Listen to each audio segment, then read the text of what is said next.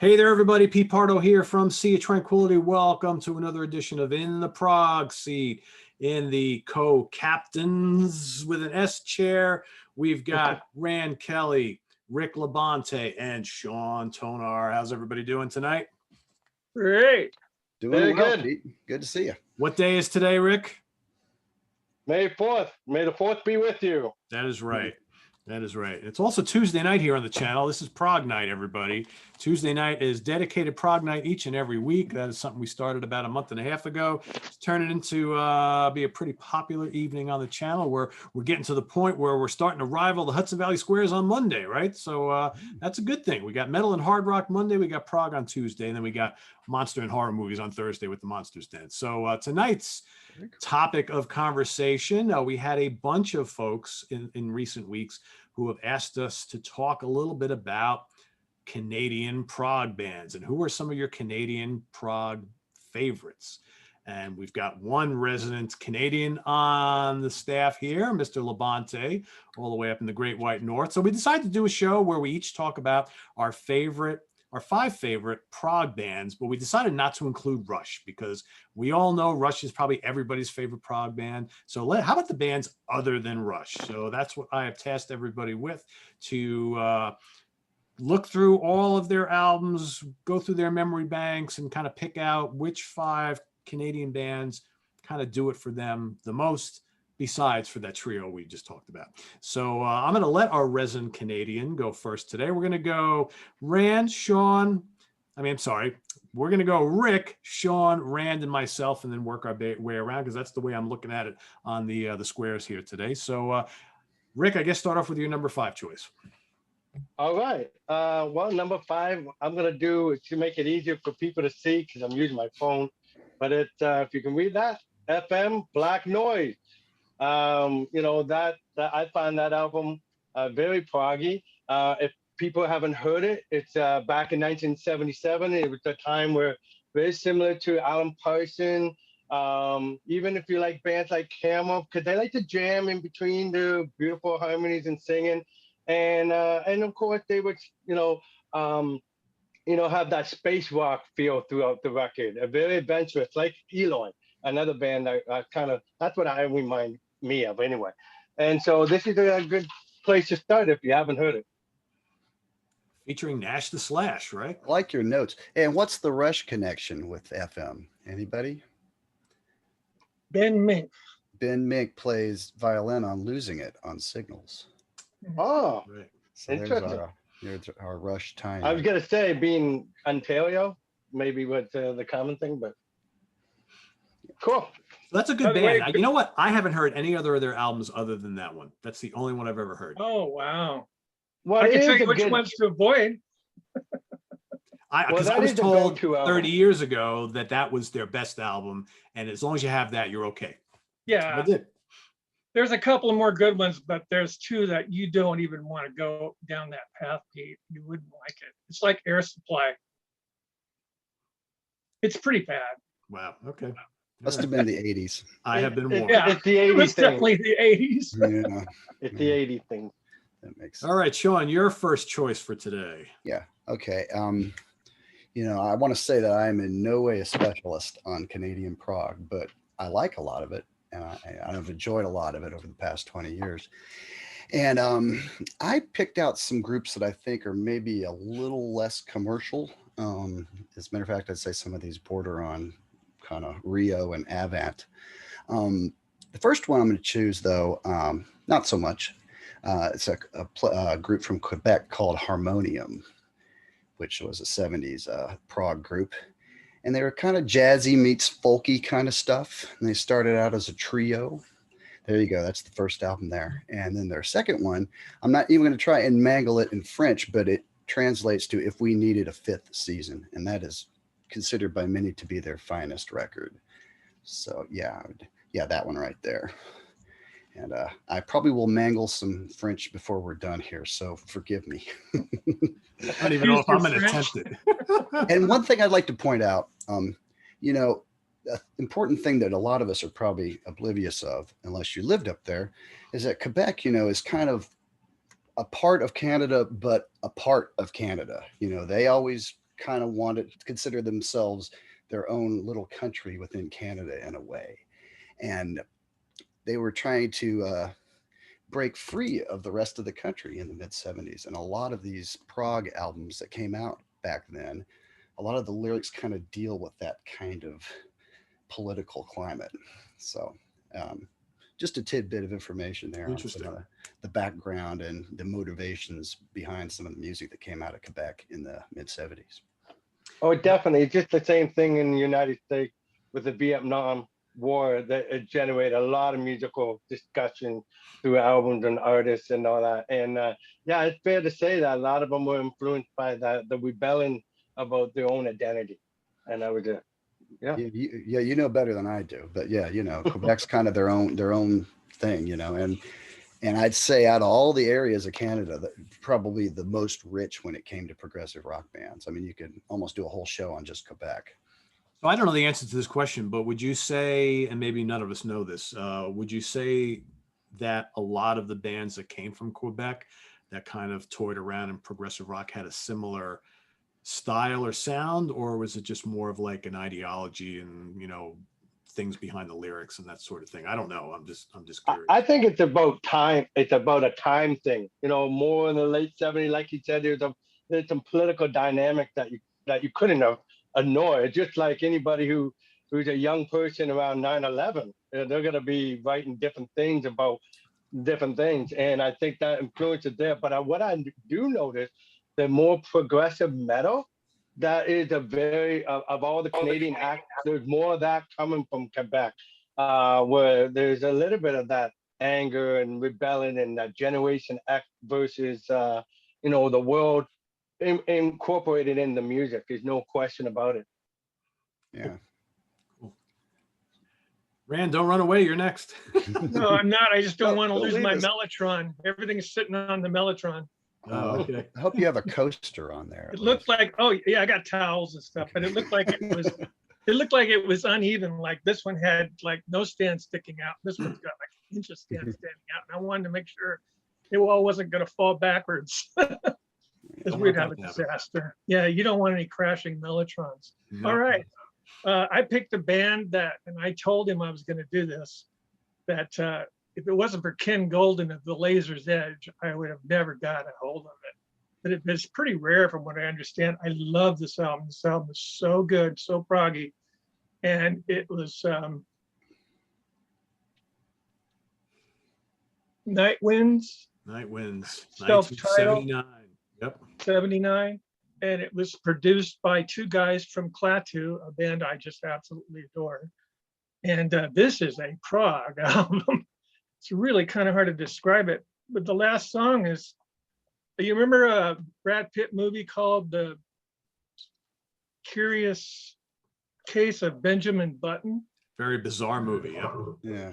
These guys wrote a song about it in 1979. It's the last song on the CD. So all the lyrics pertain.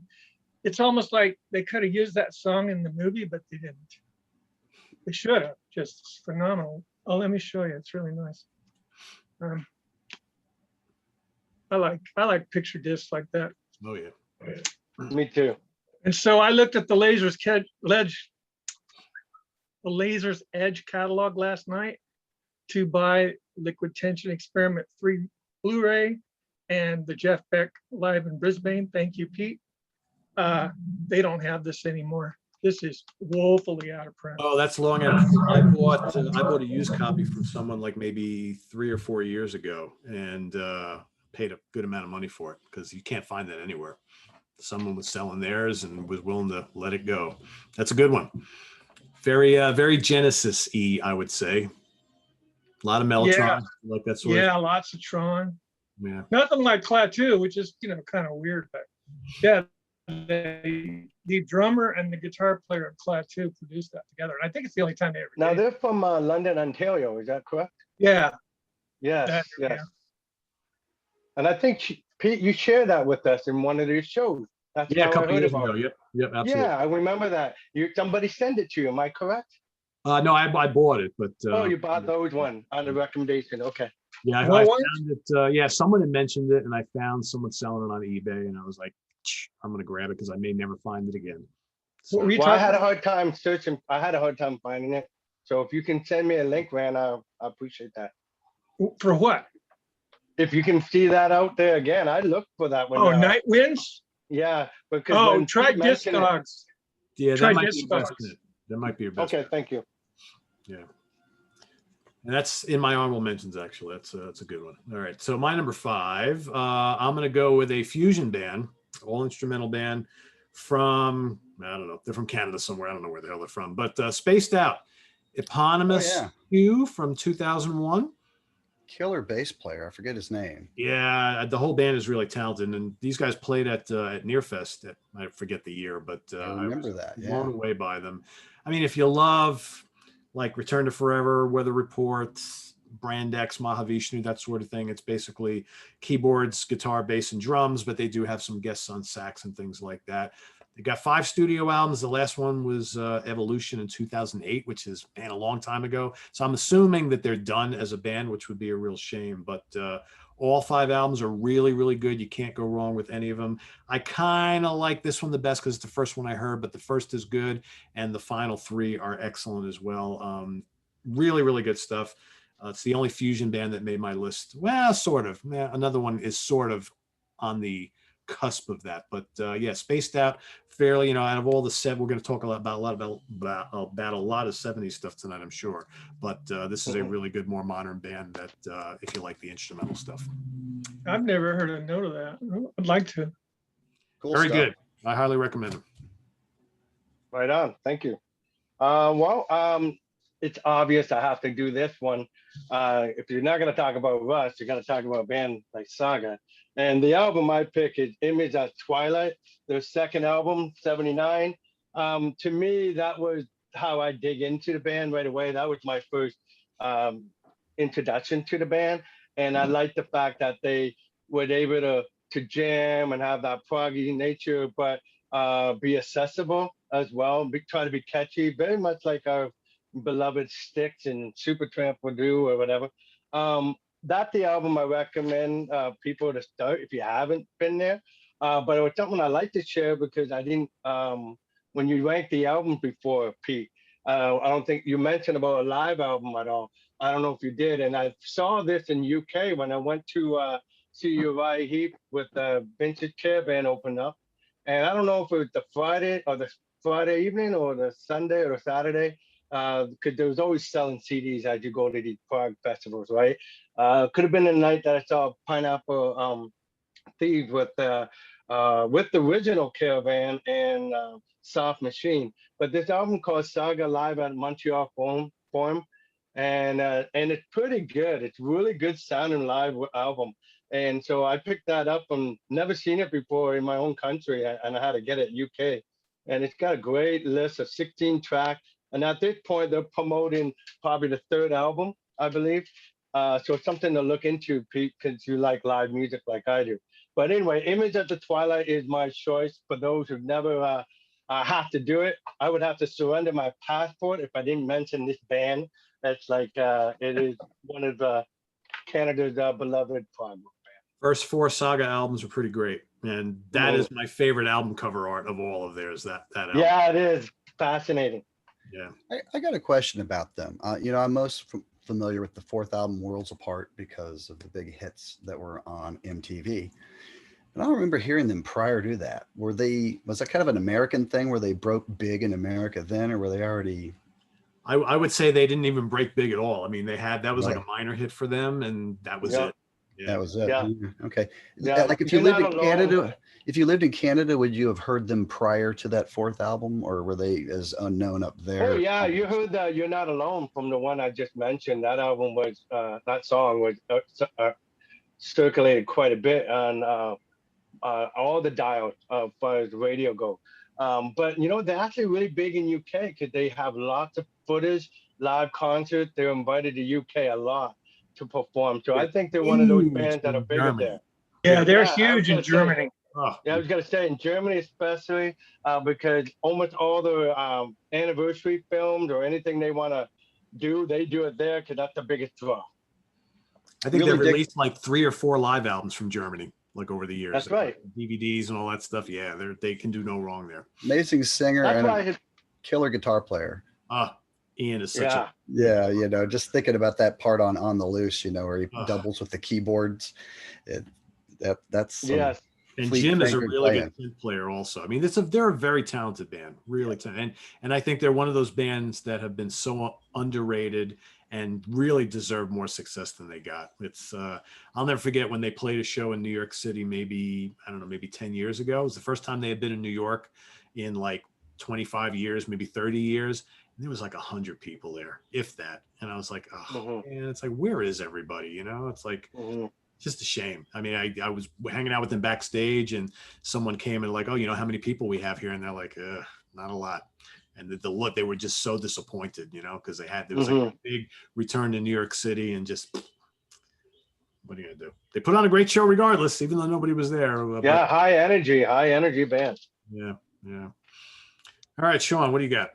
All right, my number 4 is a more modern Canadian group called Mahogany Frog. And they are on the Moon June label. Yep.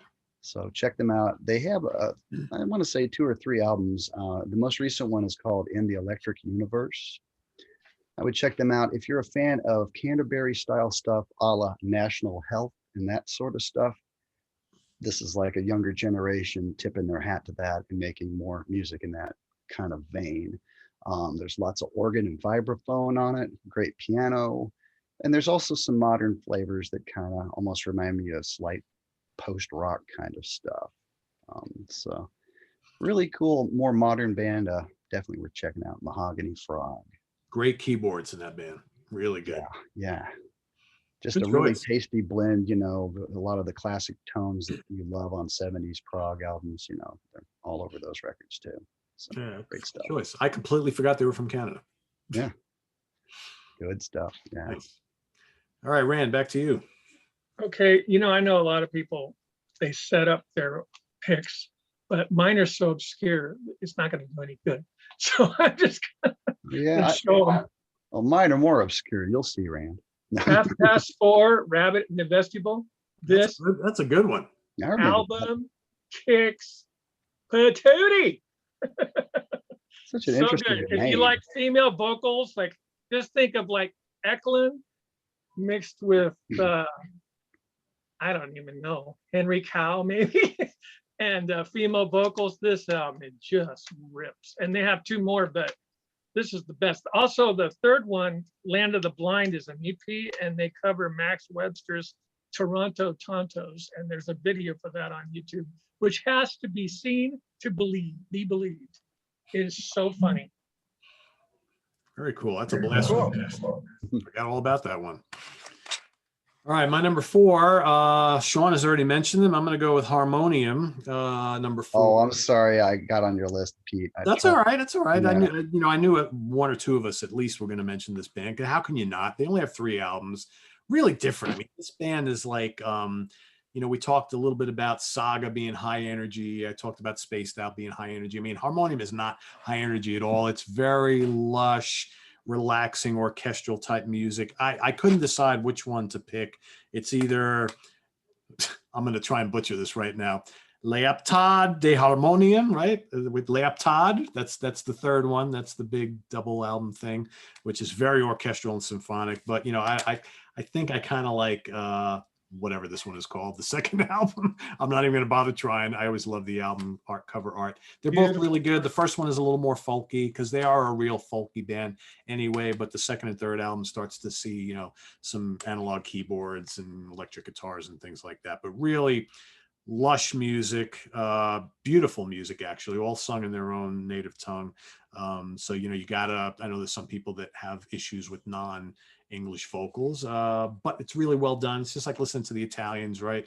You can't help but, not get swept away with their native language. It's really beautiful. So that's my number 4, Harmonium.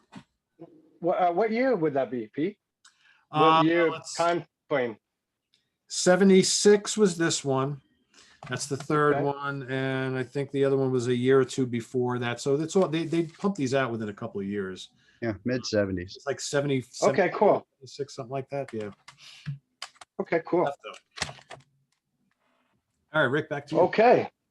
All right. Well, for number 3, I'm gonna go into more of the progressive metal scene that's worthy of attention. Devin Townsend and Nice. Ocean Machine. I mean, this album was pretty deep. You gotta commit to it, just like you do when you listen to Dream Theater Scene from a Memory. Can't just listen to it, or it's kind of it's like a show, a movie. Watch it, listen to it from start to finish.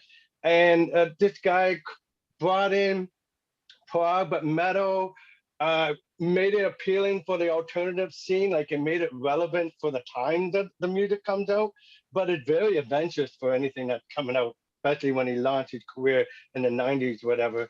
And it all started off going on tour with Steve Vai, really put a splash out there for him. And what I can imagine rubbing shoulders with Steve Vai, you wanted to up your game, and he did it in the songwriting, not just your instrument. He did it in an arrangement. So I just wanted to mention, there's a lot of fans on this channel that like this guy. I've heard another shows. I believe the Hudson Valley Squares. You guys talked about him a couple times. And so it got me to go listen to him. And that's how I discovered a couple of these albums. I like this one the best so far. That's a really good one. He's got a lot of really good albums, and he's very prolific. So all these Very, solo very albums. eclectic.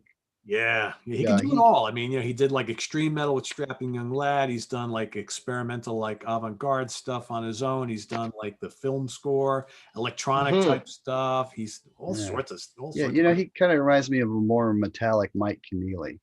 And it's interesting that they worked together on his most recent tour for his most recent album called Empath, which is amazing. If you haven't heard it, there's a tune called Genesis. Go check out the video on MTV. On MTV, yeah, good luck. MTV would implode if they played a song like that on it. On YouTube, go check it out. It's like he's got this green screen going where he's just flying through 1,000 different backdrops, and it's really brilliantly eye-catching. So check it out. Yeah, he's got one of our modern day geniuses, I think. Oh yeah. I first heard him on Sex and Religion with Vibe, gosh, back in the early '90s.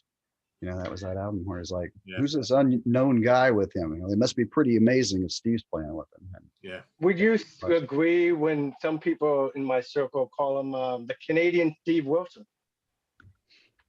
I think he's got like being that he got his hands all over the different type of music. I mean, we're talking different characters here, but being as creative on as far as body of work, possibly. I don't know.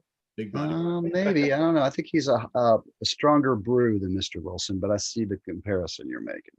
Well, I'm just saying that, like Pete had mentioned, he's not a one-trick pony. He does different types of stuff, and I think that Wilson doesn't want to be known for. That's why he tried to get him arm length away from the prog. He didn't want to be already figured out yet. There's still more to come. But I think with Devin, I think he embraced it. And he said, okay, where can I take it now? And I think he's got quite the, when looking back at what he's done so far, that's impressive. Yeah. And there's more to come, I'm sure. Oh, yeah. All right. Back to Sean. Number 3 for me is going to be Godspeed You Black Emperor. Ooh. Which is, I don't even know quite what you would call them, because they're progressive, they're symphonic, but they are in none of the ways that a cliche prog band would be. They're one of these ones where they might have like 8 guitars on stage, all playing the same note very quietly. And they'll keep playing that same note for 10 minutes until it turns into this roar, just this wall of sound. And they have really interesting films playing behind them, these kind of scratchy black and white looking things, and there's really nothing quite like them. I guess they kind of made their splash in the early 2000s. I think they came along in the mid 90s. They are, I believe they were another Quebec group. And they had their second album called Lift Your Skinny Fists Like Antennas to Heaven is actually become quite a classic. So check it out. There's nothing quite like it.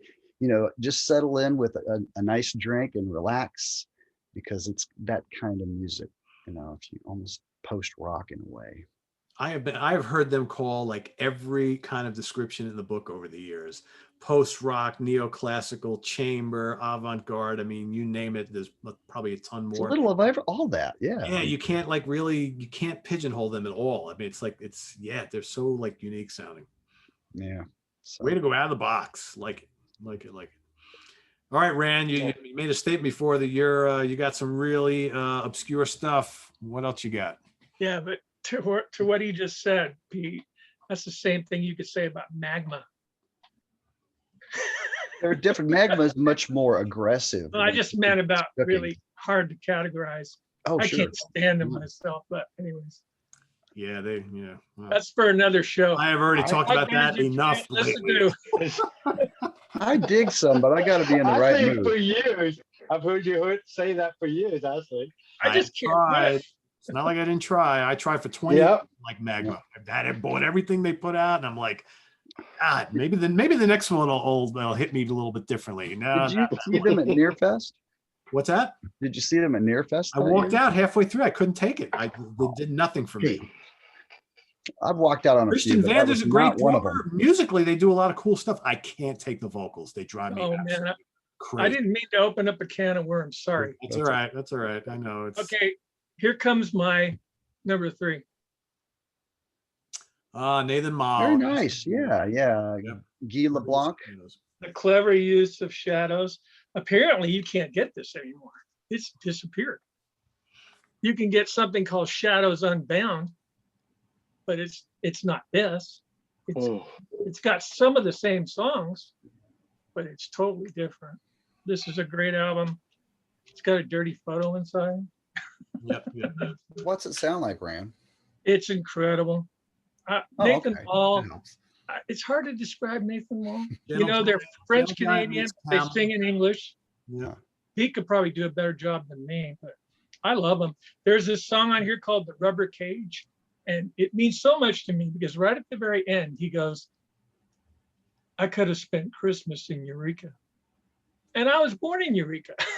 So that's why it's kind of important to me, but I really love this record. I listened to it just yesterday and was just floored at the talent of this band. And Guy LeBlanc, we lost him a few years ago. He was playing with Camel for a while. Yep, You can it hear was. him on the Paris concert and something else. I think it's no, not Sahara. The one that came out after that. He was a No, great guy, and he is the first musician I ever interviewed, believe it or not. Oh, neat. really? Yep. Back when Sea of Tranquility was a magazine, 1999. Ah, yeah, 1999. What a year. Wow. Well, they had a long wait between the first album, Parallel Eccentricities, and I believe this. It was like a big gap. Yeah. 81 or to 19 or 1998. Yeah, 98 or something like that, right? That's a gap. Yeah, oh yeah.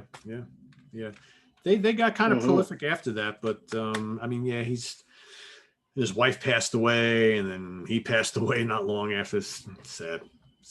Yeah, and he put out some solo albums, and I've listened to some of them. They're really good. Yeah. Subversia or something like that. Yep. Subversion. Excellent stuff. Yeah, I would, just really over the top keyboards. It's kind of like ELP meets Gentle. He was a big Gentle Giant fan, so there's a lot of that counterpoint type of thing going on here. But there's also bits of Camel.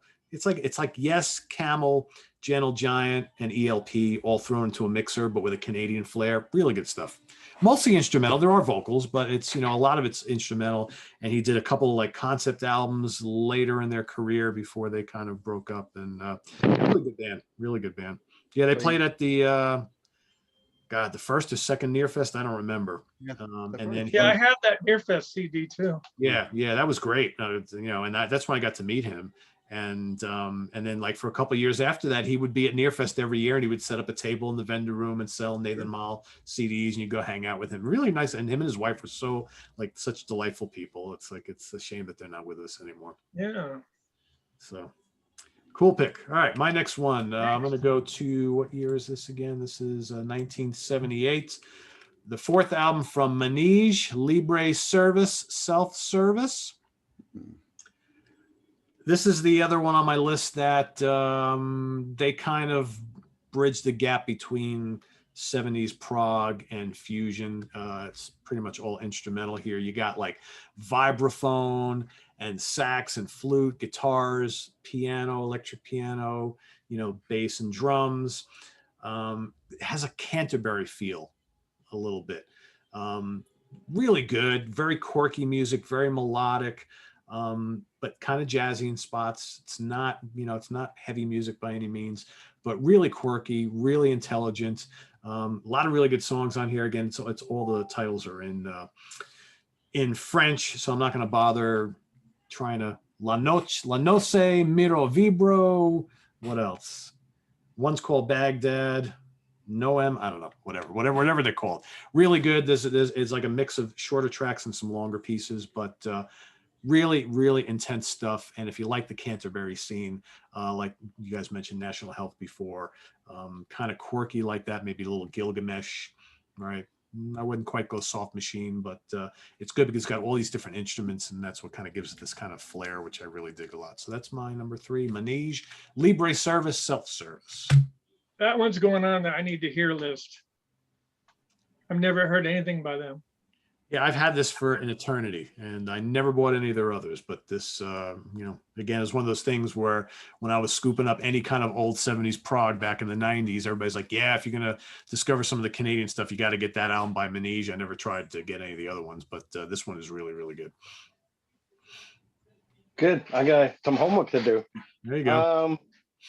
Okay, the next one, I have to do it because you say the top favorites. And so at least this memory for me, the next 2 bands, they're actually personal because I met these guys, right? And so the next 2 bands. So this one, I've seen quite a few celebrities in my time, breaking bread with, people like Jeff Healey to Billy Cox and Jason Bottom and about the Uriah Heep guys and Pat Travers and all this stuff.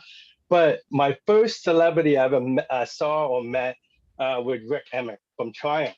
And Nice. and I brought just a game for him to sign. And at that time, these were my vinyl days. And he was such a kind guy. He invited me to go to a workshop that they were having in a city. It's the St. Clair College auditorium, and it's about songwriting and how you can get your hit and where you draw the line between trying to be accessible or writing for yourself. And he talked about how this band kind of did that. They wanted to do a little bit for themselves, and also they got a manager saying, look, I got to get this on the radio. Give me a 4-minute song or 3-minute song. And so they, of course, that temptation gets more obvious in the 80s, but in this particular, this is the 3rd album, and I think it's a great statement to make, and it's kind of like where we were talking about this in a previous show. Is it prog? Is it one of those albums that kind of dabble a little bit, just like some of our heroes like Styx would do? I find that band fits this category. A couple of albums prior to that, there's a more rockin' edge, but then they show a little bit of prog element. And I don't know if it's an identity crisis or they just want to show they can do it all. Because you think about their peers that are going on at the time, Russ, Mac, Webster, they were doing whatever they wanted.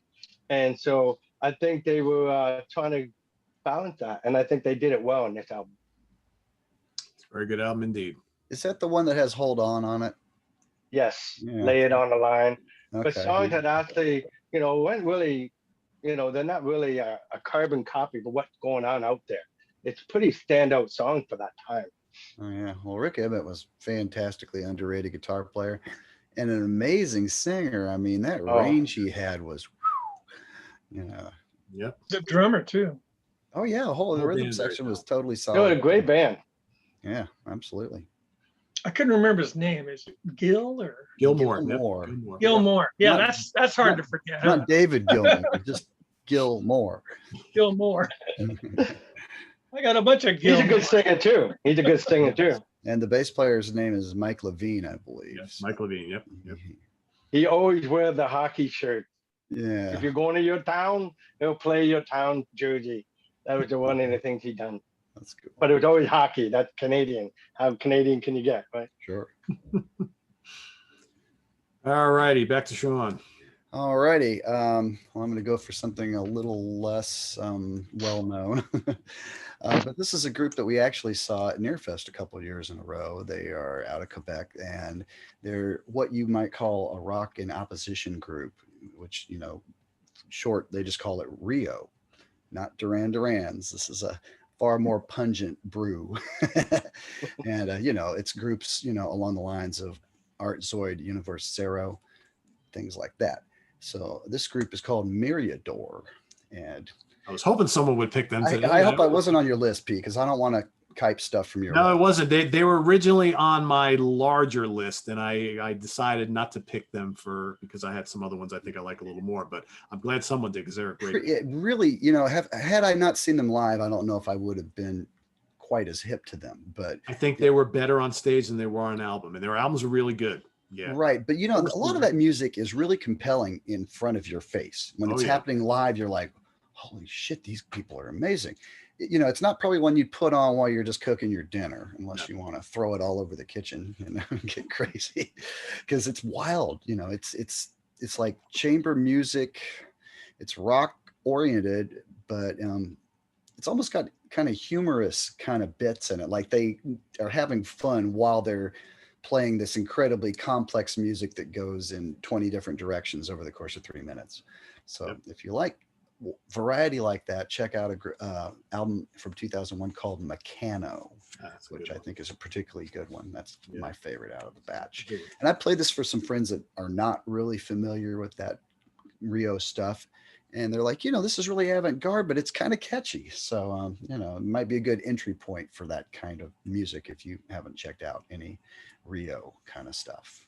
Yeah, that's a great choice. Yeah, they're good. They rock in spots too. Well, remember we saw them at like a little club in downtown Trenton. I absolutely do. That was the and it was just like fire on stage. I mean, it was amazing. And then the next year, I think they played the main stage at Nearfest.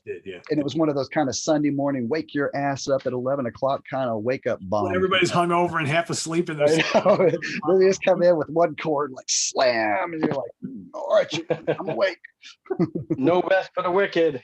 Exactly.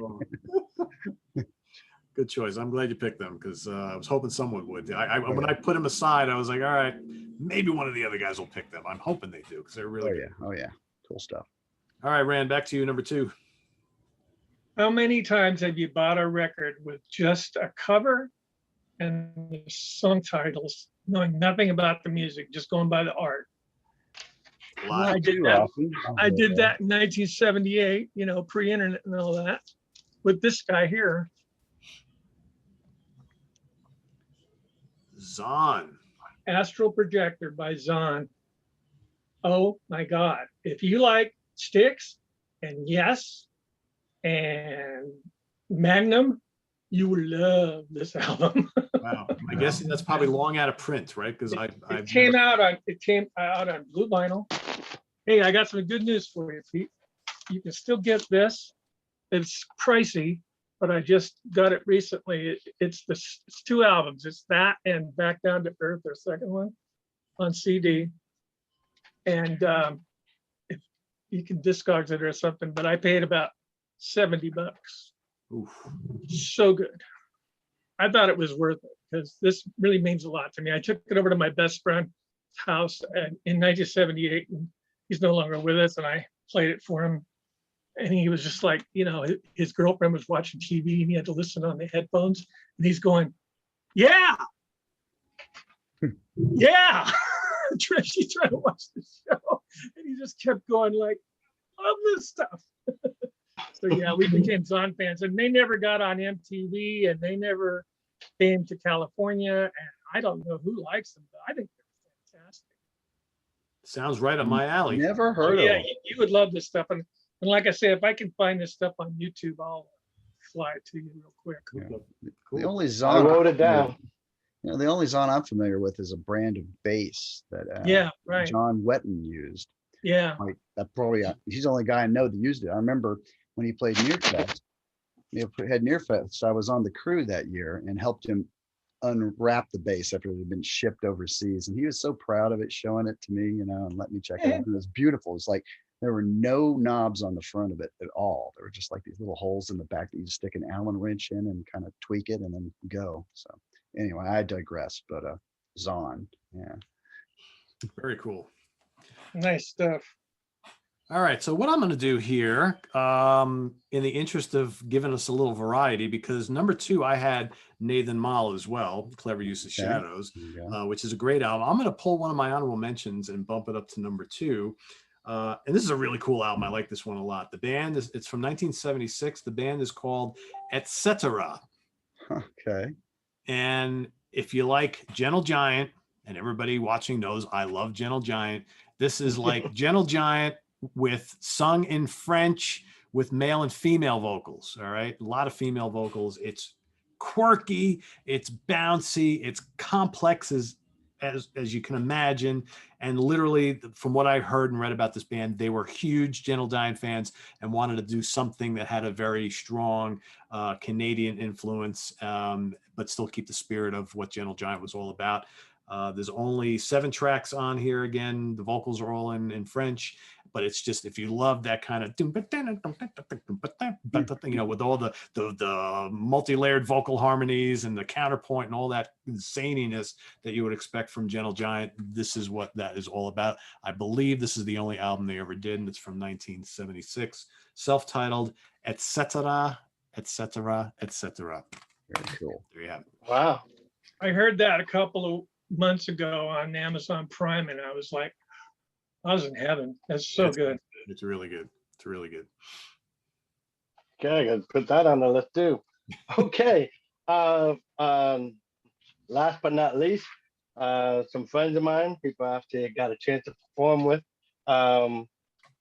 This is probably the most proggy album, the Tea Party, The Ocean at the End. This is the album right here. That's why I didn't want to bring the album cover. I didn't know if you could see it that well. But here's the title. One of the things Martin always says, oh, we don't show the album covers enough. That's why I do cue cards.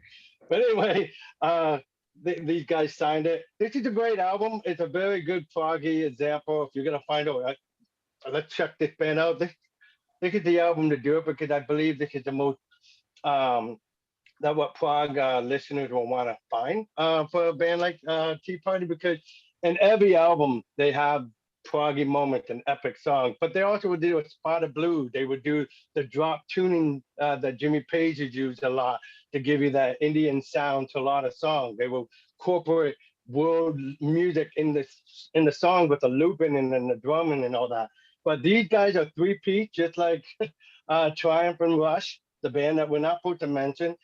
3 guys that do it all incredibly. This is a great album, because also our hero, Ian Anderson from Jethro Tull, plays the flute and the title track of this album. And this came out in 2014, and I think that this was a great place to start if you haven't heard them that much. Because a lot of people hear the first 2 albums and they got a lot of radio play, but they got more and more, sure-footed about who they are as identity as a band. And I think this is a good album for us to share with you. In fact, when I was, I'm doing a show for to raise money for mental health awareness. The drummer does a wonderful work down in Windsor, and he always would be on a drum marathon for 24 hours, okay, and play with a local, okay? And so he was just texting me, and Pete invited us to this Canadian Prog. I said, I was thinking about this album. So I said, hey, I got to call you. If I was to say what is the most proggy record for the Tea Party, I was going to mention The Ocean at the End. What do you say? He said, and he started giving me, yeah, all the albums will have that, what I was just saying, but this is probably the most, the way it opens up and the way it comes together. I think it's the most proggy album that they have, that they just stuck with that formula. Because, throughout the 90s and they don't want to be making some songs that are appealing to the general masses, so they do that to some degree. But in this album, they were able to balance that out where me and you, all of us would like it. Plus the person that's not very known to follow a lot of prog can find a lot of hooky stuff throughout there. You know, it's very similar to the story of Greta Van Fleet in a way, because when these guys came out, people compared them to the Jim Morrison voice and the Zeppelin presence, and because he would do what Jimmy Page did about 3 or 4 songs, he would have albums with that kind of tuning and wrote songs based on that. But that was just like a first couple of albums, and then they started really finding their own voice as well. And I say that because you know, I watched Pete do a great review on the Greta Van Fleet, and he really hit it. Yeah, you know, you're not going to expect to have bands of the hero come up with new music, and it's nice to have a reference. But when you think about it, even Led Zeppelin's first album, they went on to the blues. First, it wasn't all original music. They went and did something that was comfortable. When you live in Windsor, Ontario, or you live in Michigan, and you live in LaSalle and Tecumseh, that's just all around here, you can't help be part of the DNA to hear Led Zeppelin and classic rock come through your music.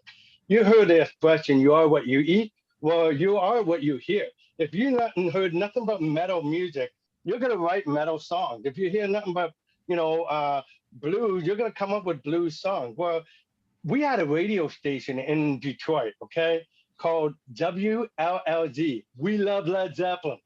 Okay, that's the name of the thing, 98.7. No wonder why the kids in Michigan got that Zeppelin in the blood, or a little bit of Motown, or a little bit of Rush, because that's being played a lot. And so I just want to point out that I like what you mentioned about Greta Van Fleet, because by the third album, they're starting to find their own sound. They're not relying on those toolbox. They got other tools in the toolbox. And that's what this band did. They had that, you know, that Zepp vibe in the first couple albums, but they also branched out in a big way and found themselves. And so this is a great place to go. If you haven't had any album, I recommend this one. It's another one of those bands that people keep saying, Pete, when are you going to review the catalog of the Tea Party? I'm like, never heard a lick of their music, guys, but everybody keeps asking. I'm like,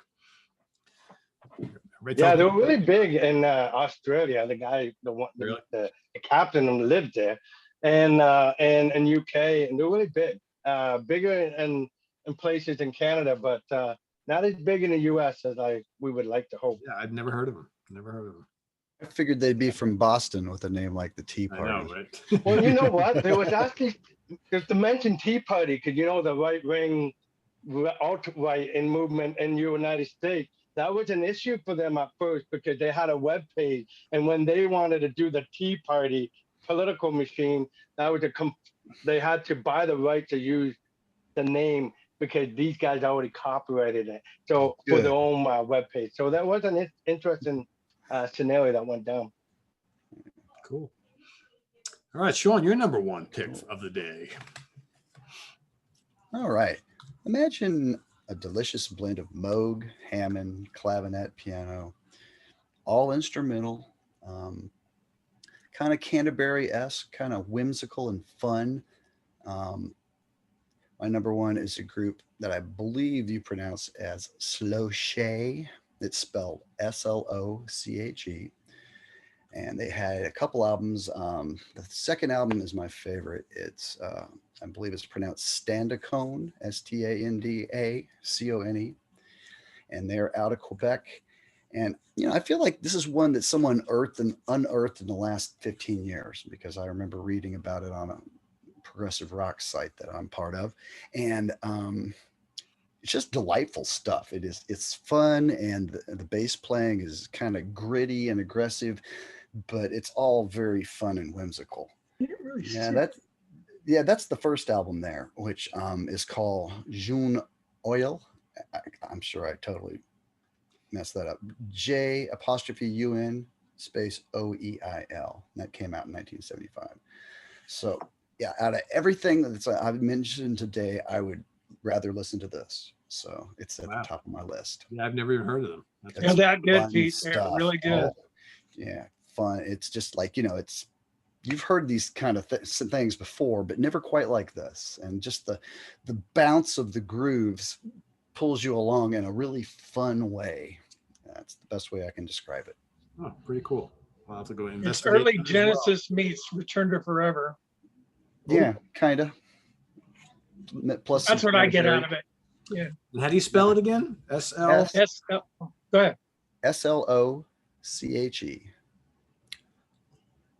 Cool.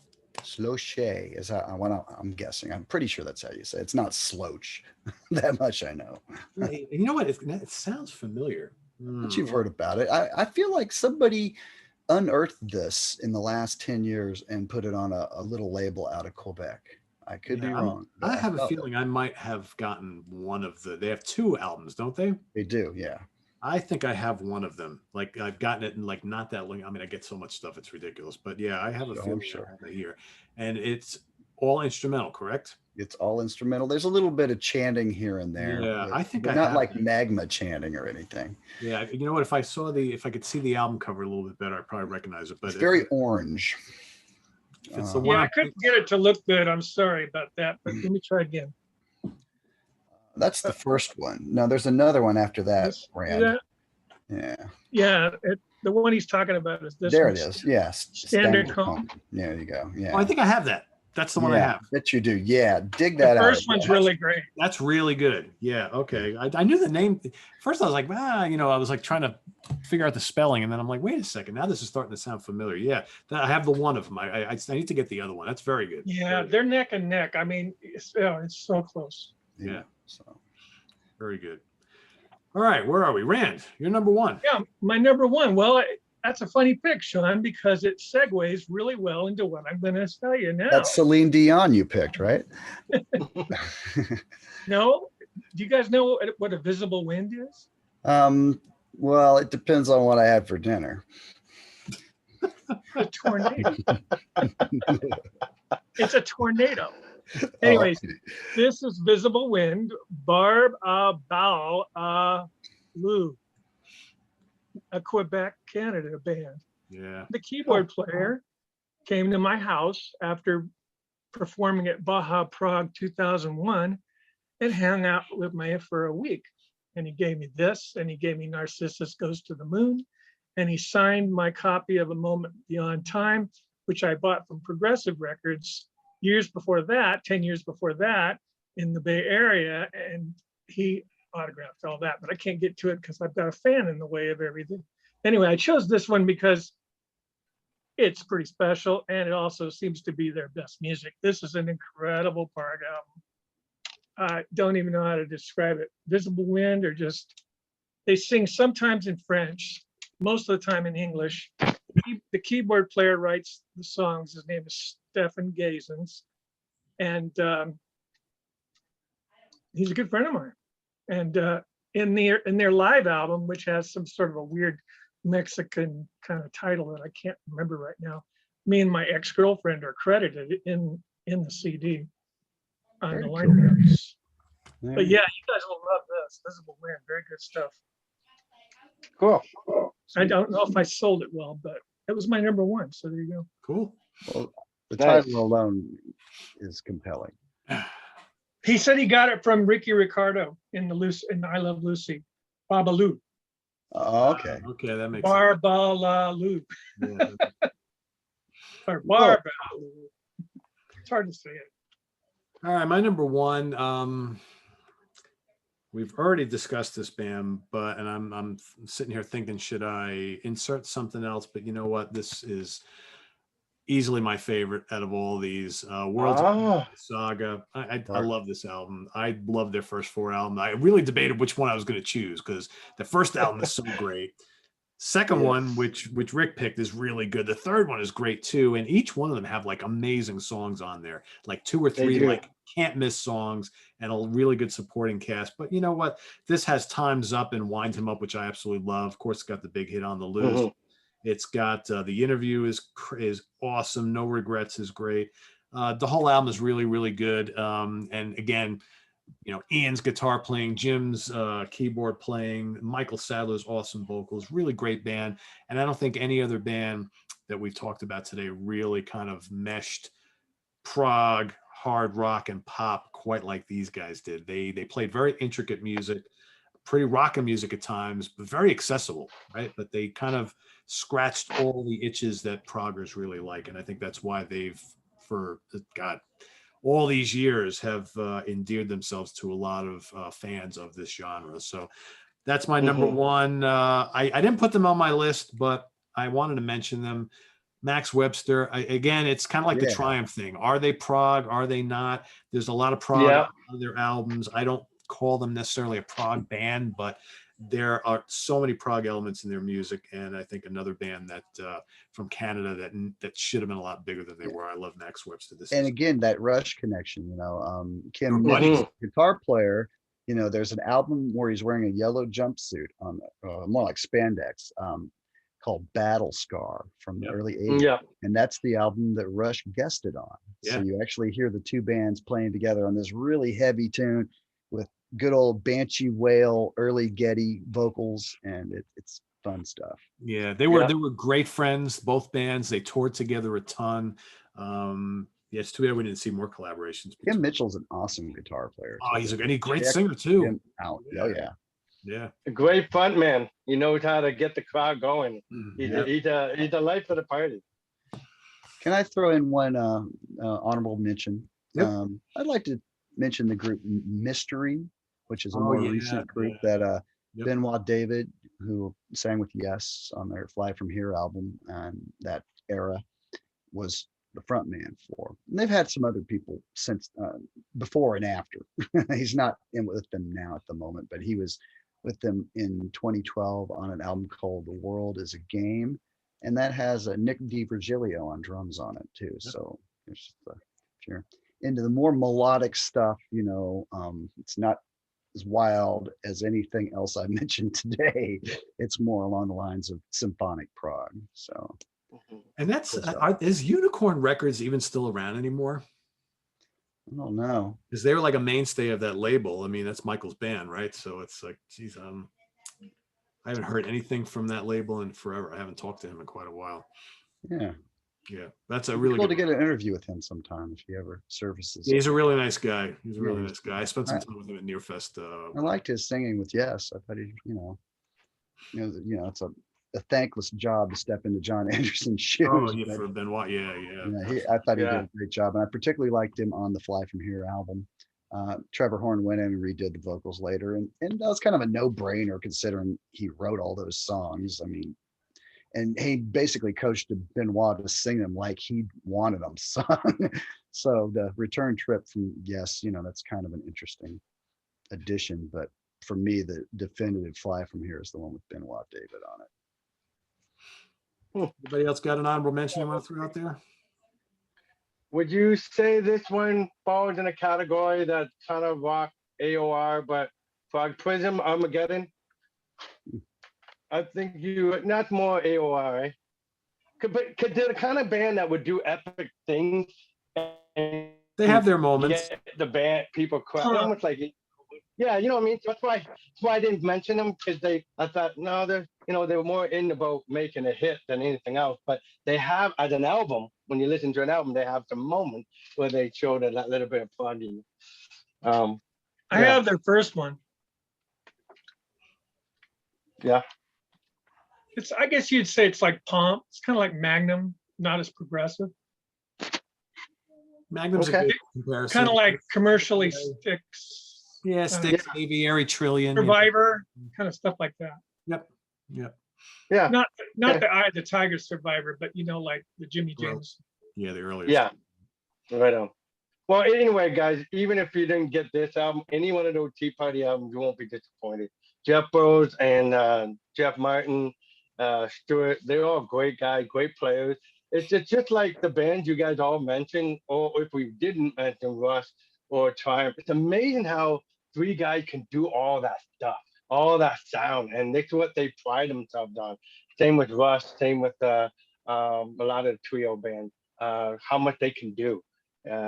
What you got there, buddy? It's an honorable mention. It's cool. A Canadian band called Symphonic Slam. Oh wow, yeah, I haven't heard that name in a while. Look at that album cover. I love this record. This is where the guitar synthesizer starts, pre-Crimson. I love that cover. That's amazing artwork. Yeah. His name, it's one of my favorite album covers ever. Now there's two you can get on CD. There's one that says Timo up there, Timo Lane. That's the guy's name. and there's one Mhm. without. So I would suggest if you're going to order one, order the one without, because the name looks stupid on the pan. That art looks almost like it could be a weather report album. Here's another I was honorable. thinking more like the Yeah. Moody Blues. Well, The that- Moody yeah, that- Blues albums. It's got Weather covers. Report and Oh, maybe like I can't believe you Apocalypse guys- era Mahavishnu, I think too. Visions of the Oh, End okay. Beyond, yeah. I can't believe you didn't bring these guys up already, Rand. I did. I Oh, you did. did? Okay. They I'm- produced Night Winds. Oh, that's right. But this is the Two of group. them. It's a three. It's a This is three-piece the group band. that's probably better known. And at the Yeah. time, back in the 70s, a lot of people thought that they were secretly the Beatles recording under a different name. Oh, Yeah. Klaatu, yeah. Klaatu. But that was Yeah. never the truth. And it's very Beatle-esque at times, but it depends on This the is the- song. This is the one to get if you're going to get it. Good luck finding it. It's called Sunset, and it's the entire album played with the London Symphony 83-piece orchestra. And here's another honorable mention real quick, since he brought up FM. This is the kind of a comeback live tour. Has a CD and a DVD in it. 2006, Near Impressed. You might have seen them, Pete. Yeah. No static at all. And then one more thing, and I'm done. I just wanted to credit this book and the person that wrote it, Martin Popov. Pete and Martin do these shows on Friday that are just so entertaining. I can't wait to see them. It's called In the Fun House. So, but thank you, Martin, for writing this. It's got some great photos that I've never even seen before. Look at this stuff. This is great. There is a contribution from yours truly in that book as well. Oh, really? Cool, Pete. Yes. Yep. Awesome. Right on. I've been real busy lately, but I'm planning on reading it. Yeah, he took some text from a couple of my Yes reviews over the years and threw them in the back. So Awesome. Cool. Nice. I got one I wanted to mention too, and I didn't get a chance to grab the CD, but another notable one from the 70s, from 1976, a band called Pollen.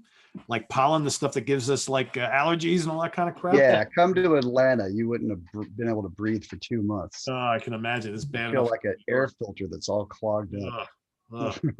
It's 88 degrees in my room right now. I'm dying. Oof. I bet. Jeez, that's hot. That's hot. Yeah, Pollen, self-titled from 1976. They only released the one album. If you love Gentle Giant, Genesis, and Yes, really cool, quirky arrangements, very symphonic. Must have. Really cool album cover art too. I wish I pulled it out. But All right. there you have it, everybody. A lot of cool Canadian, some more well-known, some cool, rare, and obscure albums to check out. Some old, some newer. All sorts of things. So I want to thank Rand and Rick, and of course Sean for doing some homework here for this one and going through their Canadian Prog database, the database I call up here the database, right? And talking about some cool music. So what we'll do is we'll make sure to drop in the comments section everybody's album list and band list, so you guys can hopefully go find that stuff pretty easily. And before we go, Sean, you want to talk about what's coming up on Soul Live in the coming? Yeah, thank you, brother. I appreciate it. Well, you might know that, or not know that I have a musical talk show that airs Saturday nights and occasionally on other days of the week as well. At YouTube, go there. It's /Soul, SOAL, Night Live, which stands for Story of a Life, because each one of these shows is kind of biographical. And last night was our year anniversary. So we had a show where I basically created a highlight reel of 20 different interviews from who's who of fusion and prog rock. So swing by and check that out. That'd be a quick way to kind of take in a lot of what the show's about, and, in a short length of time. And coming up Friday, we're chatting with Billy Cobham from the Mahavishnu Orchestra. We had a great chat with him a couple of weeks ago. And time flew by so quick that we decided to try and chat with him again, because we never got a chance to talk about Spectrum and all of his great solo works that are right up there with Mahavishnu as far as I'm concerned. And Saturday night, I'm chatting with a brilliant guitarist named John Jorgensen, who played with a group called the Helicasters. And really cool. He also is a specialist on gypsy jazz and the style of Django Reinhardt. So we're going to be chatting about that. And for you prog heads, next Saturday, I'm chatting with Stan Whittaker from Happy the Man. So one of the greatest American late 70s prog bands. And I'm real excited to chat with him. So please come on by, check it out. It's lots of cool. And if you could help me, I am in the final stretch to hit 1,000 subs. So if y'all could swing by and sub and help me out, I really appreciate it. I just hit 900 yesterday. So I Very got cool. So everybody net. go help Sean out and get him over the hump, because I remember what it was like to get over, trying to get over that 1,000. It's a lot of work, and It is. Well, that first 100's a beast, you know. And once you kind of get the ball rolling, it gets better. But boy, you know, it's like pushing a rock up a hill for a year. So Sure. thank you all for tuning in and making it. I can't get to 500. You got to work. And you know, you could just go into instant messenger and pester all your friends on Facebook, but I just can't bring myself to do that. You know, it's like it'll happen eventually. Nobody knows Thomas Lavelle. Yeah, that's true. It's like, who's this mystery man? What's he want? That's the problem with an alias. That's right. Yeah. Well, you got an air of mystery about you. there you go. Yep. Rick, you got any news on when the new album is going to be ready? Well, I keep writing more, and so I'm not. I don't know. I wait to maybe probably this summer. But if you want to give a listen, what's going to be on the album? I did release 3 songs on Spotify and iTunes and on YouTube in December. And speaking of Jeff Burrows, who's in the Tea Party, he played drums on a song called "Let It Show," and he's also on another song that's going to be featured. No, as of just yesterday, I forwarded two songs to Russell Gilbert from Uriah Heep to play drums on 2 of my tracks. Then I send that to my pal Davey Women from Uriah Heep to play. And then a friend of mine named Chuck Lambert, who's also played with, actually kind of interesting because when the Uriah Heep came to Windsor, Ontario in 1990, promoting their Raising Silence album, the opening act was the band called All That Noise. Well, he was in that band, and he's playing on the same track that the Uriah Heep guys are going to be playing on this song. And he also plays in the band Tease. When they reunion, the reunion guitar player, he picked up some of the slack and played lead or with them, whatever they needed. But he's a great guitar player, and so he just committed to play. And I just had a playback of some of the songs that's now ready to be sent for master. So I'm pretty excited. And because you guys are my Prog brothers, I will send you a few songs to get your opinion, because at the end of the day, I think the track and listen of how I'm going to do this single or double album, I would love to pick you guys' brain privately, of course, and because you guys' input would be very valuable, just to make sure I got the running order that I think would work. Well, Because there's a lot of material. sweet. Well, I love your singing, bro. So I'm excited. Yeah, to you're hear good, it. man. I enjoy I it. appreciate it, pal. And I know how exciting it is to have an album almost done. You know, that's a. Well, yeah, but every time I the finish line's in sight, I keep adding more goalposts a little further. I mean, and that's a good thing, because when I found out these guys were willing to play those songs, I had to write some. I had to go. I only had an album done, and it was a good problem to have, because next thing you know, you got more songs, more networking, and more friends online here that say, "Hey, Rick, I'd love to play on your song." And That's it's getting great bigger. inspiration. Yeah. It Hey, is. Pete, It is. which one are we doing next together? I'm thinking. So we have favorite multi-instrumentalist coming up in a couple weeks. So that I believe that is the 25th, if I'm not mistaken. It is. So you can expect this 4-piece on the 25th, where we're each going to be talking about those Prog musicians who play a lot of instruments. They if they specialize in keyboards, guitars, they play bass, they do mandolin, they do flute, they do sax, whatever. Right. So I mean, the criteria, I guess, is they got to play more than 2 or 3, right? I mean, that's 2 or 3, I think, is pretty good, something like that, and more. Mm-hmm. We could all just pick Gentle Giant and be done. The whole band, right? Exactly. Yeah, there you go. Yeah, that's a musical chair. They just rotate and they can all play. So we just changed the title to versatile musicians that aren't Gentle Giant. Yes, there you Right. There we go. So thanks everybody for watching. We greatly appreciate it, and make sure you hit that subscribe button if you haven't already. And you know, we've got a Ko-fi link if you want to make a donation. If you want to get one of these wonderful Sea of Tranquility shirts or all the other cool merch we have, there's a link to that as well. And we'll see you all tomorrow. We'll see you all Thursday, Friday, Saturday, Sunday. We got programming up the wazoo for the next week or two. So stay tuned. Grand Wazoo. The Grand Wazoo, that's right. Speaking of multi-instrumentalists, there you go. There's a lot of great instrumentalists in that band, on that album. And visit us on the web at www.seaoftranquility.org. We're on Facebook, we're on Twitter. Of course, we're here on YouTube. All the damn time. time. For Rand Kelley, Sean Tonar, and Rick LaBonte, I am Pete Pardo. See you all next Tuesday. Good night, everybody. Thank you.